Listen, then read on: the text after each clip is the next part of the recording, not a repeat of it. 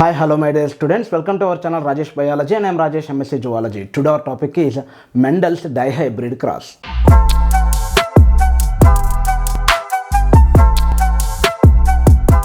ఒక్కసారి మెండల్ యొక్క సైన్సెస్లో మెండల్ యొక్క లాస్ గురించి ఒక్కసారి రివైజ్ చేద్దాం. ఎందుకంటే మనం మెండల్ నుంచి డీవియేట్ అయ్యి పోస్ట్ మెండేలియన్ లాస్ అయిన కోడామినెన్స్ని ఇన్కంప్లీట్ డామినెన్స్ని కూడా ఎక్స్ప్లెయిన్ చేసుకుని మళ్ళీ ఇంకొకసారి వెనక్కి వస్తున్నాం కాబట్టి ఒక్కసారి మెండల్ కోసం చూద్దాం. Mendel father of genetics. అతను తన యొక్క పీ సీడ్స్ మీద అంటే తనకున్న గార్డెన్లో ఉన్న పీ ప్లాంట్స్ని అబ్జర్వ్ చేస్తూ దాని మీద కొన్ని ఎక్స్పెరిమెంట్లు అయితే చేశాడు. ఈ ఎక్స్పెరిమెంట్లో ఒక్క క్యారెక్టర్ని స్టడీ చేశాడు. దాన్ని మోనోహైబ్రిడ్ క్రాస్ అన్నాడు. క్యాపిటల్ టీ ఓకే, అలానే capital R small R, capital Y small Y, ఇలా డిఫరెంట్ సింగిల్ క్యారెక్టర్స్ని అంటే length of the plant, colour of the seed, okay, shape of the seed, ఇలా వీటిని స్టడీ చేశాడు. ఒకటే జీన్ని స్టడీ చేశాడు కాబట్టి మోనోహైబ్రిడ్ క్రాస్ అన్నాం. ఈ మోనోహైబ్రిడ్ క్రాస్ నుంచి law of dominance, law of segregation, ఇన్ని రెండు ప్రిన్సిపల్స్ ఆఫ్ ఇన్హెరిటెన్స్ని ఇచ్చాడు. ఇలా ఇవ్వడం జరిగింది. ఇందులో లా ఆఫ్ డామినెన్స్ అనేది డిస్ప్రూవ్ అయింది.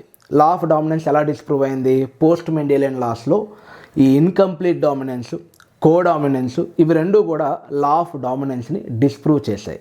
కానీ ఇంతవరకు ఏ ఒక్క ఎక్స్పెరిమెంట్ కూడా లా ఆఫ్ సెగ్రిగేషన్ని డిస్ప్రూవ్ చేయలేకపోయింది. కాబట్టి లా ఆఫ్ సెగ్రిగేషన్ని యూనివర్సల్లీ యాక్సెప్టెడ్ లా అని కూడా చెప్పడం జరిగింది.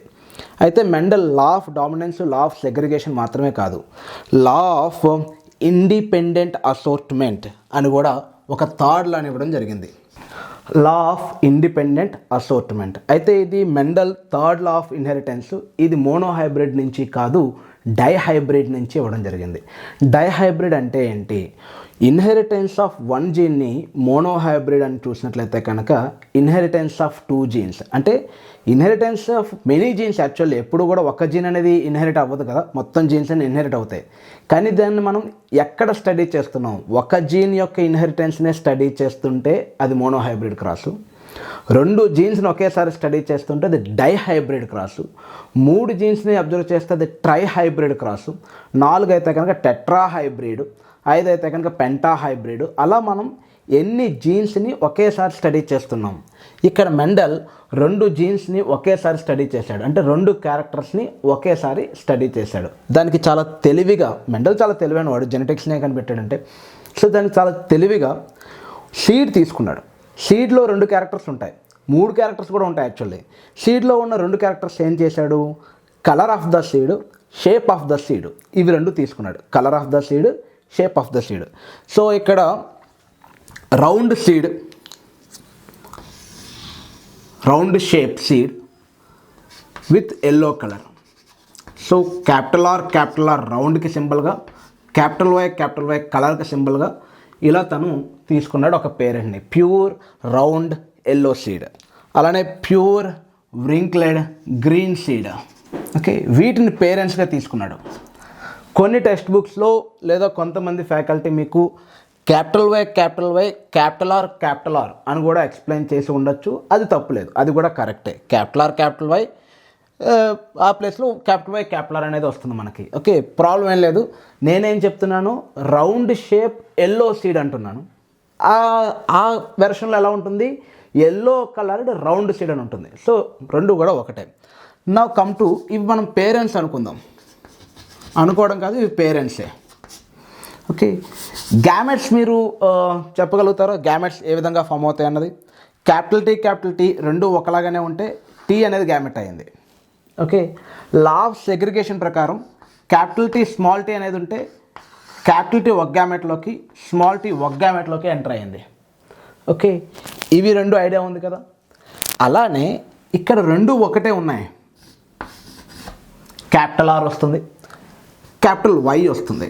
ఇవి 2 కలిపి ఒక గ్యామెట్. ఇక్కడ మనం ఒకటే జీన్ని స్టడీ చేస్తున్నాం కాబట్టి ఒక్కొక్క లెటర్ ఉంటుంది. ఇక్కడ మనం డైహైబ్రిడ్ కాబట్టి ప్రతి గ్యామెట్లోనూ 2 జీన్స్కి సంబంధించి మనం స్టడీ చేస్తున్నాం. ఇవి 2 కలిపి ఒక గ్యామెట్ అనమాట. ఇవి గ్యామెట్స్. ఇక్కడ కూడా same small R small Y, ఇవి గ్యామెట్స్. ఈ క్రాస్ మీరు నేర్చుకోవాలి, చాలా ఇంపార్టెంట్. పబ్లిక్ ఎగ్జామినేషన్లో కూడా అడిగే ఛాన్సెస్ ఉన్నాయి. సో ఇవి గ్యామెట్స్. ఇవి రెండు కనుక ఫ్యూజ్ అయితే F1 జనరేషన్లో ఏం రావచ్చు మీకు తెలుసు. ఫస్ట్ ఎప్పుడు మనం క్యాపిటల్ రాసుకోవాలి. Okay, capital R, small R, capital Y, small Y. రౌండ్కి సంబంధించిన 2 క్యారెక్టర్స్, ఎల్లో కలర్కి సంబంధించిన 2 క్యారెక్టర్స్, అంటే కలర్కి సంబంధించింది, అలానే ఈ షేప్కి సంబంధించింది ఇలా రాసుకోవాలి మనం. చాలామంది ఏం చేస్తారంటే capital R, capital Y, small R, small Y ఇలా కలుపుతారు. ఇది కరెక్ట్ కాదనమాట. ఎందుకంటే ఇదేమో షేప్కి సంబంధించింది, ఇదేమో కలర్కి సంబంధించింది. అలా కాకుండా దేనికి సంబంధించిన దానికి ఇలా నీట్గా capital R, small R, capital Y, small Y అన్నీ కూడా ఏంటి F1 జనరేషన్. ఇది F1 జనరేషన్లో మీకు తెలుసు లా ఆఫ్ డామినెన్స్.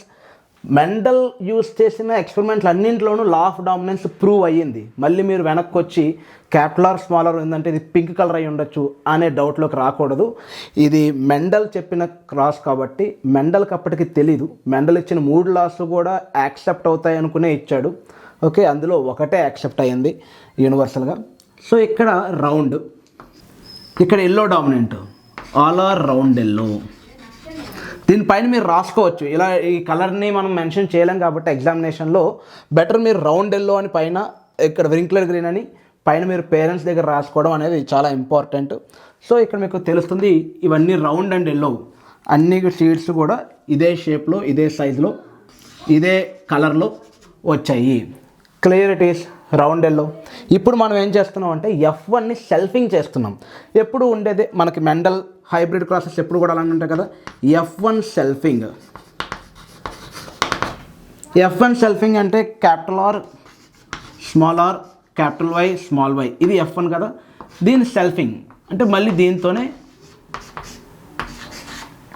ఈ సీడ్స్ని మనం ప్రొడ్యూస్ చేస్తున్నాం. ఇక్కడ చాలా చాలా ఇంపార్టెంట్, గ్యామెట్స్ ఎలా ఫామ్ అవుతున్నాయి, గ్యామెట్స్ ఎలా ఫామ్ అవుతాయి మీకు ఇక్కడ నేను చూపిస్తాను. కొంచెం వైడ్గా రాసి చూపించడానికి ట్రై చేస్తాను.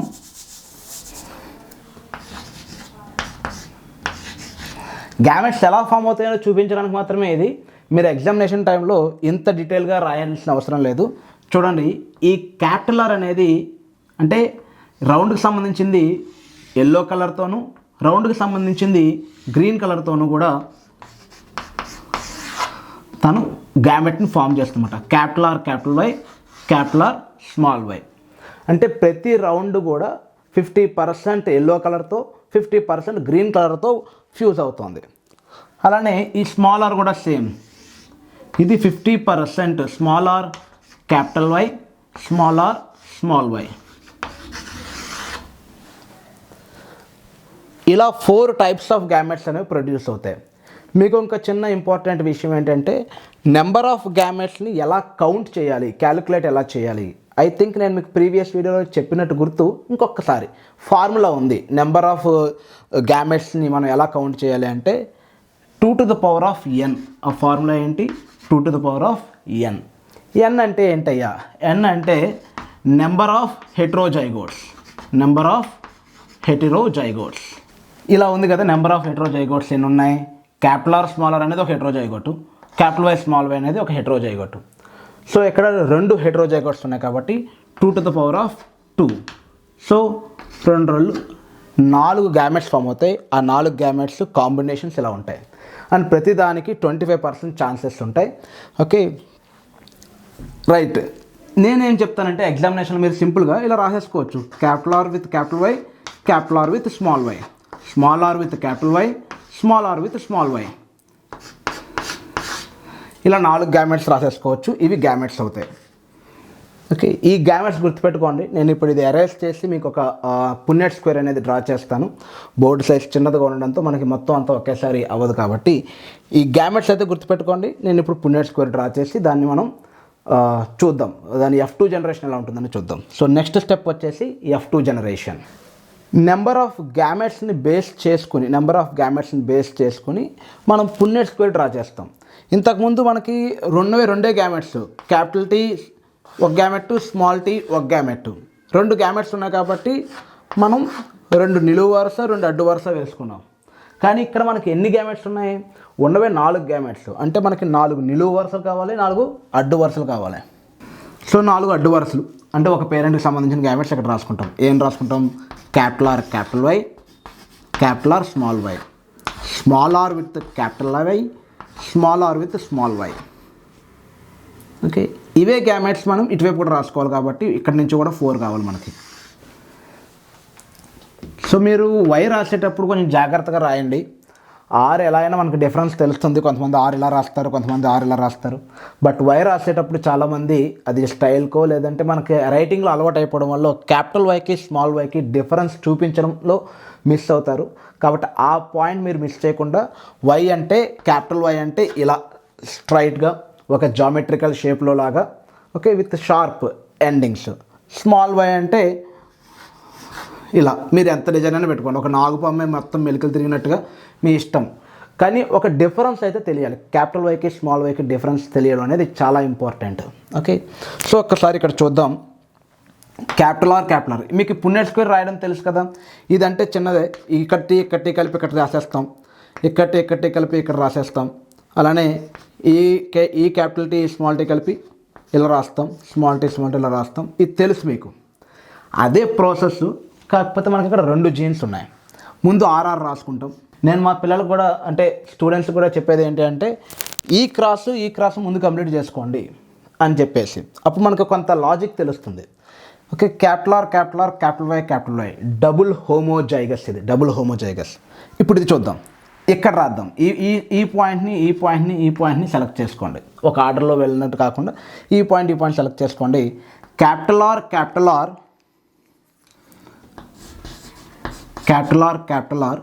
Small Y. అంటే ఇది ఎలా ఉంటుంది? దీని యొక్క సీడ్ కలర్ ఎలా ఉంటుంది? రౌండ్ షేప్లోనే ఉంటుంది. ఆర్ఆర్ కదా, కానీ గ్రీన్ కలర్లో ఉంటుంది. ఇది రౌండ్ అండ్ ఎల్లో. లాజిక్ అర్థమైంది కదా. ఇక్కడికి వద్దాం. ఇక్కడికి వచ్చేటప్పటికి ఏంటి? స్మాల్ ఆర్, ఇది small R.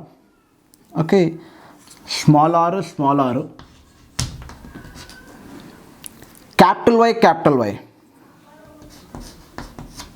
Small R, capital Y. Small R అంటే అది వ్రింక్లెడ్ కదా, కానీ ఎల్లో కలర్. ఇది వ్రింక్లెడ్ బట్ ఎల్లో కలర్. ఎందుకు ఈ క్రాస్ రాయమన్నానంటే అబ్జర్వ్ చేయండి, అన్ని వెరైటీలు వచ్చేస్తాయి మనకి. Okay, so at last but not least ఇక్కడ స్మాల్ ఆర్, ఇక్కడ స్మాల్ వై. సో ఇది వ్రింక్లెడ్ గ్రీన్. రౌండ్తో ఎల్లో వచ్చింది, రౌండ్తో గ్రీన్ వచ్చింది, వ్రింక్లెడ్తో ఎల్లో వచ్చింది, వ్రింక్లెడ్తో గ్రీన్ వచ్చింది. 4 గ్యామెట్స్కి సంబంధించిన 4 టైప్స్ ఆఫ్ వెరైటీస్ ఇక్కడ ఫామ్ అయిపోయాయి అనమాట. ఇందులో రౌండ్ ఎల్లో, వ్రింక్లెడ్ గ్రీన్ ఇవి 2 కూడా పేరెంటల్ క్యారెక్టర్స్ అంటాం. ఇవి తప్ప, అంటే ఈ రౌండ్ గ్రీన్, వ్రింక్లెడ్ ఎల్లో తప్ప ఇలాంటి క్యారెక్టర్స్ ఏవైతే ఉన్నాయో వీటిని హైబ్రిడ్స్ అంటాం. Okay, non parental characters. ఈ క్రాస్ అయింది కదా. ఇప్పుడు ఈ క్రాస్ చూద్దాం. ఈ క్రాస్ చాలా ఇంపార్టెంట్, ఎక్కువగా అడుగుతాడు ఎగ్జామినేషన్లో, అంటే ఎలా అయినా అడిగే అవకాశం ఉంది. సో ఇక్కడి నుంచి మొదలు పెడతాను నేను. Okay, capital R, small R, capital Y, small Y.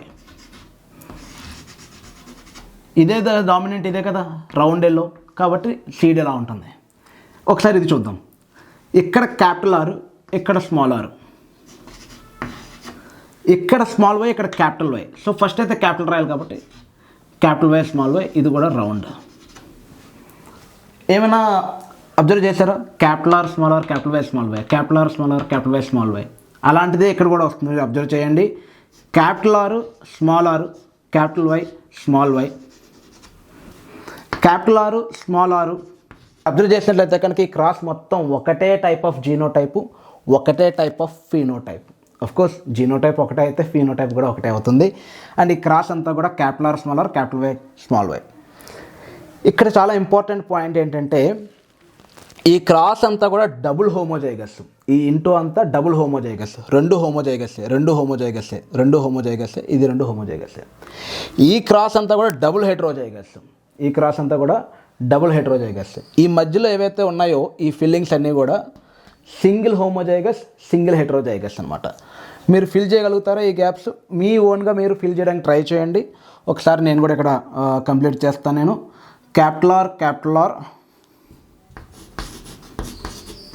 Capital Y small why.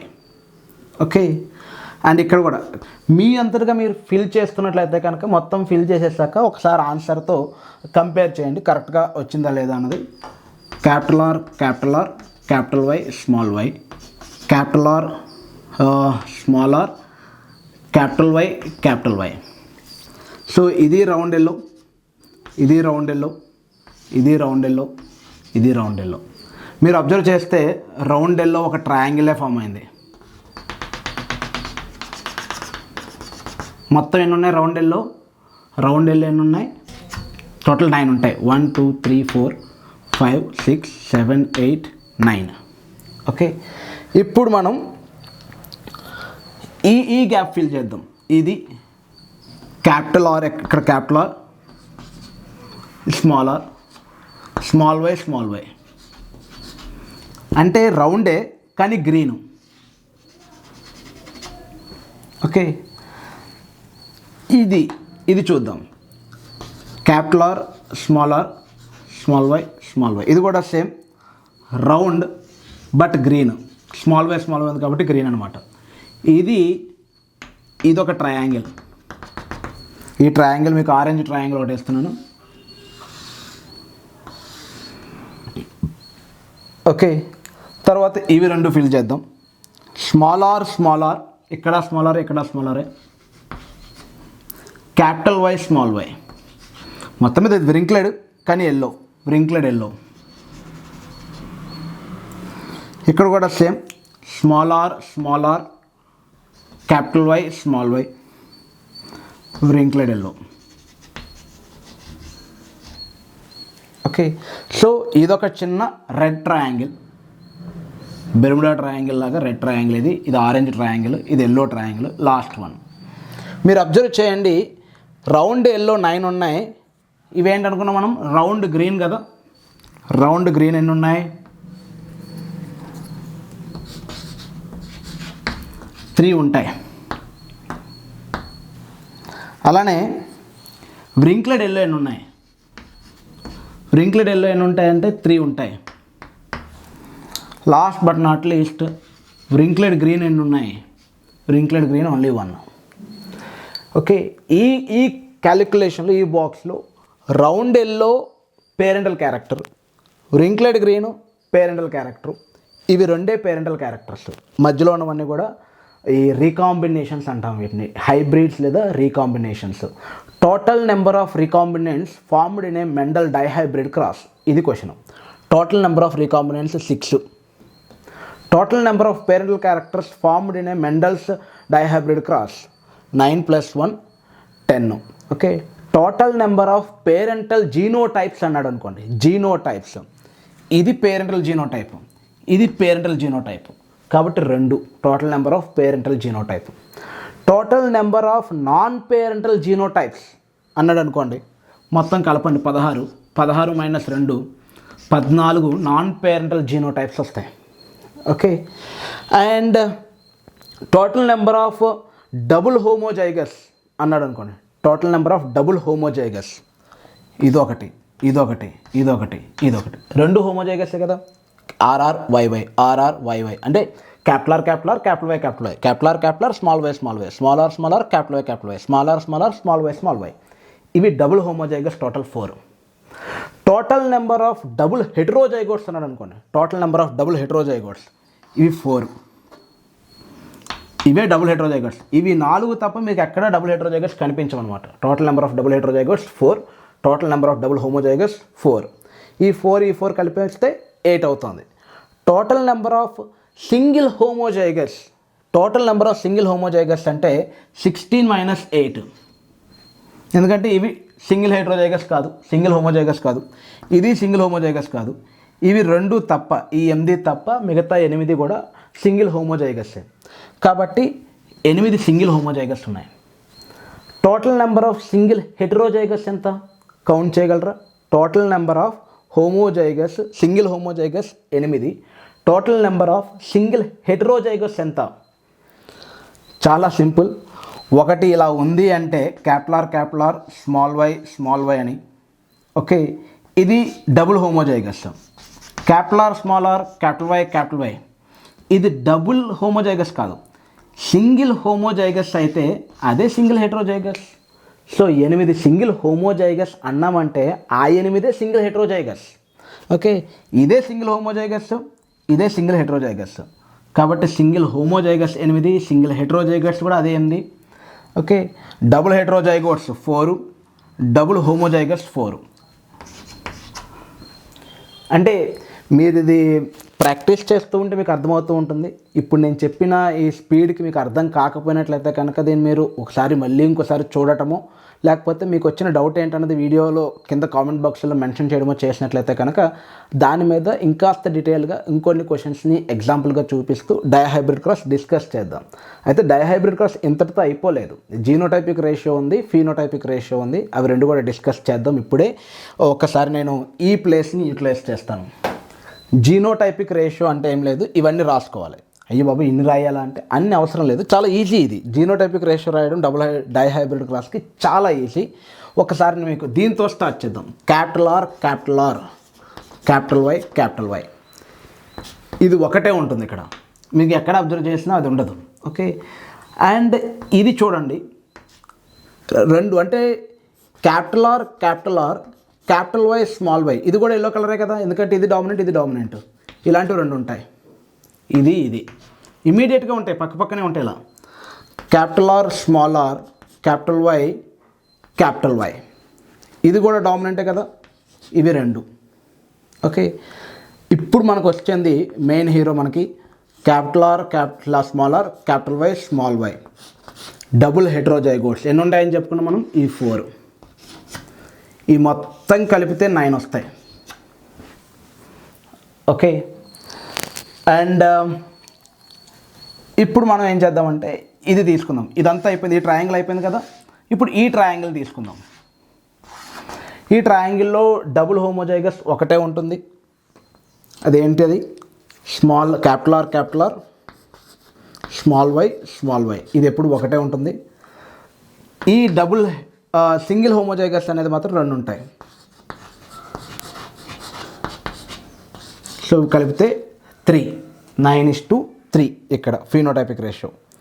ఇక జీనోటైపిక్ రేషియోలో మళ్ళీ ఈ ట్రయాంగిల్ చూద్దాం. ఈ చిన్న ట్రయాంగిల్ మళ్ళీ 3 ఉన్నాయి. ఈ 3 ఏంటి? స్మాల్ ఆర్, క్యాపిటల్ వై ఒకటే ఉంటుంది, ఎందుకంటే డబుల్ హోమోజైగస్ ఇప్పుడు కూడా ఒకటే ఉంటుంది. Small R, capital Y, small Y, ఇవి 2 ఉంటాయి. సో ఇక్కడ 3. ఇక లాస్ట్లో మళ్ళీ ఈ homozygous small R, small Y. చాలా ఇంట్రెస్టింగ్ జీనోటైపిక్ రేషియో. ఇది అర్థం చేసుకోవడానికి ట్రై చేయండి. మ్యాక్సిమం డైహైబ్రిడ్ క్లాస్లో ఉండే క్వశ్చన్స్ అన్నీ మీరు ఆన్సర్ చేయగలుగుతారు, ఇది ఒక్కటి మీరు అర్థమైనట్లయితే కనుక. అబ్జర్వ్ చేయండి జనరల్గా ఏమేమి ఉన్నాయన్నది.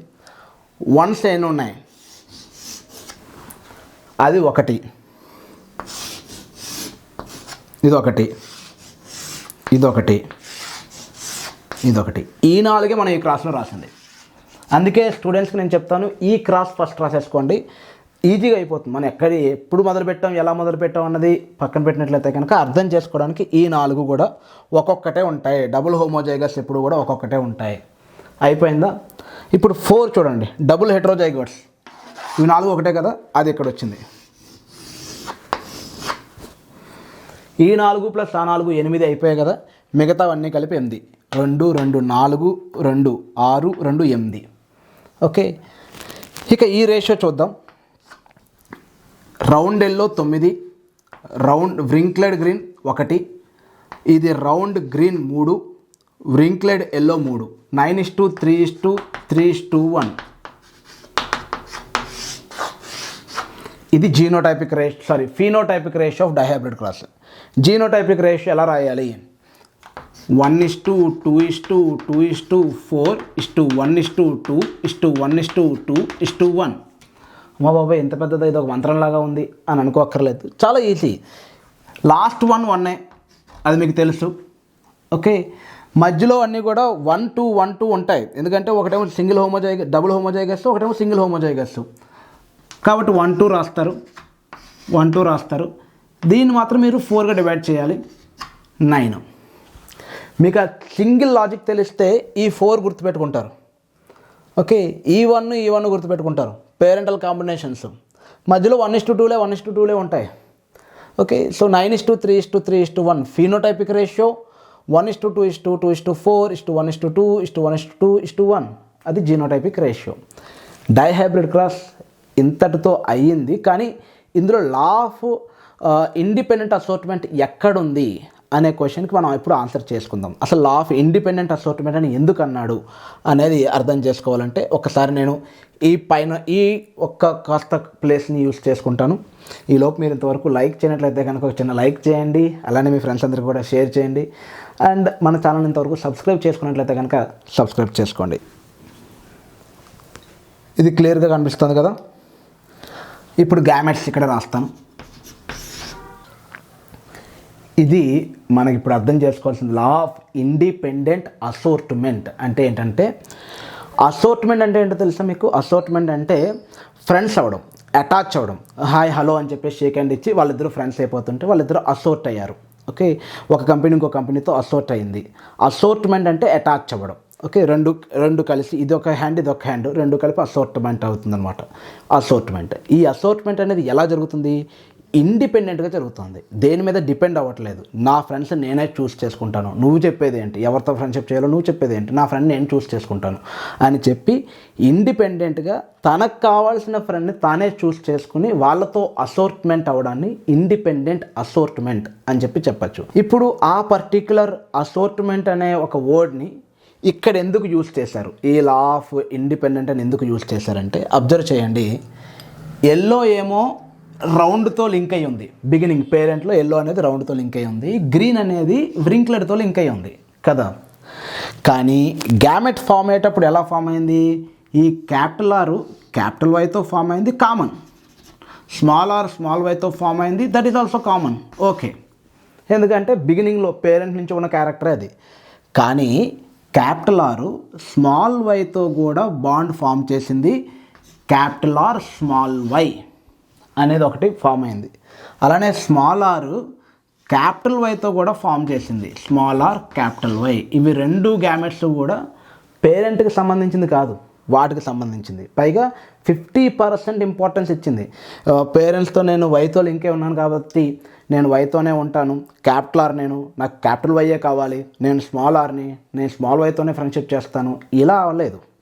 క్యాపిటల్ వైకి ఎంత ఇంపార్టెన్స్ ఇచ్చిందో గ్యామెట్ ఫామ్ అవుతున్న టైంలో క్యాపిటల్ ఆర్ స్మాల్ వైకి కూడా అదే ఇంపార్టెన్స్ ఇచ్చింది. 25%, అంటే ప్రతి గ్యామెట్ 25% చొప్పున డివైడ్ అయ్యింది.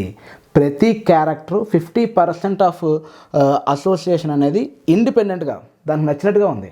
50% కాదు, 100% దానికి నచ్చినట్టు దాంతో అది అక్కడ అసోర్ట్ అయిందనమాట. కాబట్టి దీన్ని ఇన్ లా ఆఫ్ ఇండిపెండెంట్ అసోర్ట్మెంట్ అంటాం. సైంటిఫిక్గా చెప్పుకుందాం, అంటే మెండల్ ఏ భాషలో చెప్పాడు అనేది చూద్దాం. When we select 2 genes are 2 characters, 2 characters మనం సెలెక్ట్ చేసుకున్నప్పుడు ఈ అసోసియేషన్ అనేది 2 డిఫరెంట్ క్యారెక్టర్స్ కదా, రౌండ్, ఎల్లో, వ్రింక్లెడ్, గ్రీన్. ఈ రౌండ్ అనేది గ్రీన్తోను, వ్రింక్లెడ్ అనేది ఎల్లోతోను ఫామ్ అయింది అనేది చెప్పడానికి ఏం చెప్పాడంటే, when 2 genes are in heterozygous condition, ఎప్పుడైతే జీన్స్ అనేవి హెటరోజైగస్ కండిషన్లో ఉన్నాయో, the formation of the gametes are the assortment of one character is independent of the assortment of another character. ఈ ఆర్ అనే క్యారెక్టరు దాని యొక్క బైండింగ్ని వేరో క్యారెక్టర్తో సంబంధం లేకుండా దాన్ని నచ్చినట్టుగా ఒక క్యారెక్టర్తో అది అసోర్ట్మెంట్ అవుతుంది. ఇది లా ఆఫ్ ఇండిపెండెంట్ అసోర్ట్మెంట్. డామినెంట్ ఇక్కడ పేరెంట్లు ఎలా ఉందో ఇక్కడ కూడా అలానే ఫామ్ అవుతాను నేను అంటే అది కుదరదనమాట. మీరు అబ్జర్వ్ చేయండి, ఇక్కడ జస్ట్ ఇది కూడా మనకు మెండల్ క్రాస్లో చెప్తాడు. జస్ట్ ఒకసారి అబ్జర్వ్ చేయండి, ఎల్లో కలర్ ఎన్ని ఉన్నాయి, ఎల్లో కలర్ మాత్రమే చూడండి, ఎల్లో కలర్ మాత్రమే ఎన్ని ఉన్నాయి, ఎల్లో కలర్ ఎన్ని ఉన్నాయి, ఇక్కడ 9 ఉన్నాయి, ఇవన్నీ ఎల్లోనే 9, ఇది కూడా ఎల్లోనే, వ్రింక్లెడ్ అయినా ఎల్లోనే, 10, 11, 12 ఎల్లో కలర్ ఉన్నాయి. ఓకే, గ్రీన్ ఎన్ని ఉన్నాయి, 1 2 3 4 అంటే 3:1. ఇది డైహైబ్రిడ్ క్రాస్ అయినా మోనోహైబ్రిడ్ ఫినోటైపిక్ రేషియోలోనే ఉంది. ఈ 3:1 ఫాలో అవుతుందన్నమాట. ఓకే, పోనీ రౌండ్ చూడండి. రౌండ్ సీడ్స్ ఎన్ని ఉన్నాయి? రౌండ్ సీడ్స్ ఇవి 9 రౌండే కదా. 9 రౌండ్ ప్లస్ ఇక్కడ చూడండి ఇంకా ఉన్నాయి రౌండ్. గ్రీన్ రౌండే, ఈ గ్రీన్ రౌండే, ఈ గ్రీన్ రౌండే. So 12 round. వ్రింక్లెడ్ అని ఉన్నాయి 1 2 3 4. ఈ 4 వ్రింక్లెడ్, ఈ 4 వ్రింక్లెడ్. So 12:4 again 3:1. మనం 2 జీన్స్ కలిపేసిన అది ఇన్హెరిటెన్స్ అవుతున్న టైంలో ఒక జీన్ ఎలా సెపరేట్ అవుతుందో అలానే సెపరేట్ అవుతుంది. మనం కలిపంగానే అది కలిసిపోలేదన్నమాట. ఓకే, అవి ఎప్పుడు కలిసి ఉండవు, అవి ఎప్పుడు ఒకేలాగా కలిసి మెలిసి ఇన్హెరిటెన్స్ అవ్వవు. ఇవి ఇన్హెరిట్ అవుతున్నప్పుడు కూడా సెపరేట్ అయిపోతాయి. లా ఆఫ్ సెగ్రిగేషన్ ఇక్కడ కూడా వర్క్ అవుతుంది. లా ఆఫ్ సెగ్రిగేషన్ అవుతుంది. అయితే ఈ సెగ్రిగేషన్లో ఇండిపెండెంట్ అసోర్ట్మెంట్ కూడా జరుగుతుంది, అటాచ్మెంట్ కూడా ఇండిపెండెంట్గా జరుగుతుంది అనేది ఈ law of independent assortment. Third law of inheritance or Mendel's third law. ఇంకొక ఇంపార్టెంట్ విషయం ఏంటంటే ఇది కూడా డిస్ప్రూవ్ అయింది. ఇది ఎలా డిస్ప్రూవ్ అయింది, ఎవరు దీన్ని డిస్ప్రూవ్ చేశారన్నది మనం నెక్స్ట్ వీడియోలో చూద్దాం. అది లింకేజ్ కాన్సెప్ట్ అనమాట. చాలా ఇంపార్టెంట్ కాన్సెప్ట్, చాలా ఇంట్రెస్టింగ్ కాన్సెప్ట్. ఈ డైహైబ్రిడ్ క్లాస్లో మీకు ఏదైనా డౌట్ ఉన్నా సరే, దీనికి సంబంధించిన ఏ క్వశ్చన్ అయినా సరే మీరు కామెంట్ బాక్స్లో మెన్షన్ చేయండి. దాన్ని నేను ఇమీడియట్గా రెస్పాండ్ అవ్వడానికి ట్రై చేస్తాను. And thank you. Have a nice day.